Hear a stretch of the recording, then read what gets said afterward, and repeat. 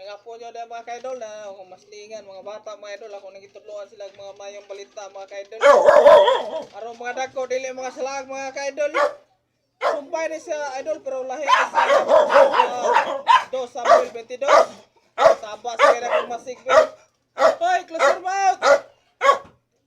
36. Yatag mo man ako ang taming sa imong kalawasan. Og ang imong panabang naghimo kanako gamanan 37.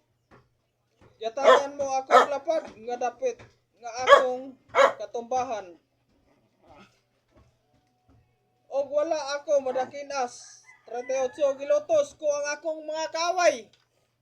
Sila gitagaan man sila kay gayonan sa unangon. Og gilaglag ko sila.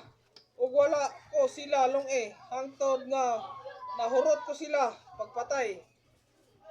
39 napulo ko sila og gipalapsan og bangkaw og wala na sila makabangon.